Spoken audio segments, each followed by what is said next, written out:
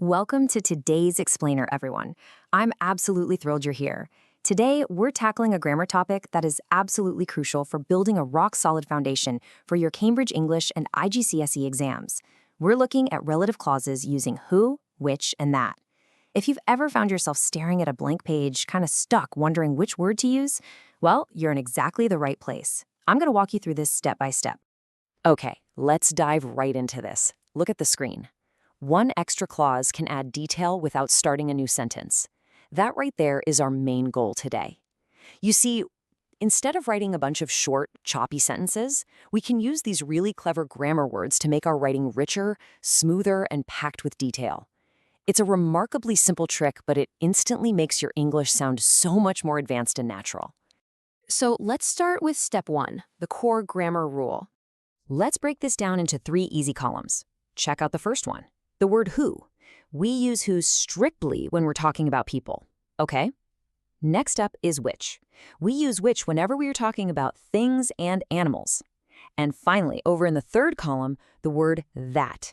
Now that is super helpful. It's really flexible because we can actually use it for people or things in many defining clauses. And just as a quick reminder, defining clauses are the parts of a sentence that give us the really essential information about a noun. So, lock this in your memory. Who is for people, which is for things and animals, and that covers both in defining clauses. Knowing the rule is great, but seeing it work is even better. Let's look at some examples in action. And this brilliantly illustrates our very first rule. Read it with me. The boy who won the prize is my friend. Notice that word who highlighted there? It connects straight back to the boy, because a boy is a person, right? So we absolutely must use who to attach that extra detail about winning the prize. It's logical, it's simple, and it's crystal clear. Now let's look at this next sentence together. The book which I borrowed is useful. See how which connects right back to the book. A book is a thing, definitely not a person. So, following that core rule we just learned, we use which. That extra little clause, which I borrowed, gives us perfect detail, and it doesn't break the natural flow of the sentence at all. Okay, on to our third example. This is the answer that explains the reason.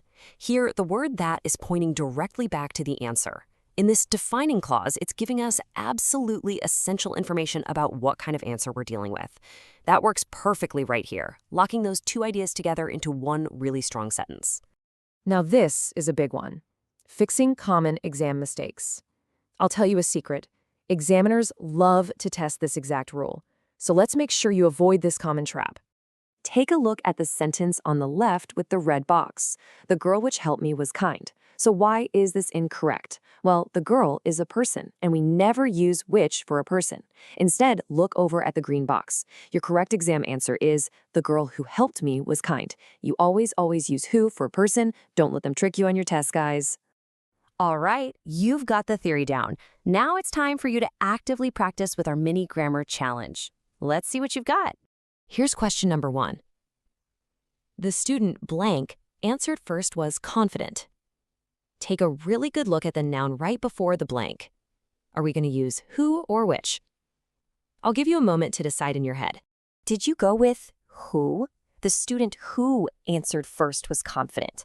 Remember, a student is a person, right? So who is literally the only correct choice here.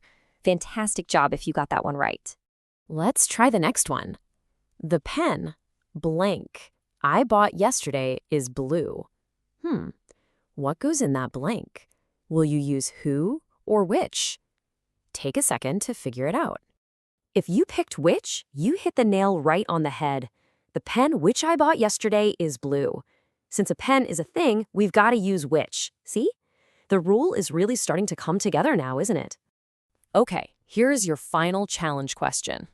This is the rule, blank helps your writing. Are you going to use that or who? Think carefully about what that blank connects back to. Make your choice right now. And the correct answer is that.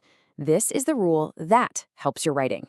The word that connects perfectly back to the rule, giving us a really strong, clear defining clause. You did excellent work on those challenges. Well done. To finish off, let's lock in everything we've learned today with a quick final review and wrap up. Here is your summary card, and honestly, I highly recommend you grab a quick screenshot right now to save this rule for your exam prep. Remember our core takeaways. Who is for people, which is for things and animals, and that is for people or things in defining clauses. Let's look at those model sentences one last time. 1. The boy who won. 2. The book which I borrowed. And 3. The answer that explains. The absolute key takeaway here is that mastering these few simple words will completely transform the flow of your writing. Make sure to subscribe to the channel for more Cambridge English in 5 minutes. So as we wrap up, I want you to look at your own essays. What brand new detail are you going to add to your writing today using these rules? Think about it. See you in the next explainer.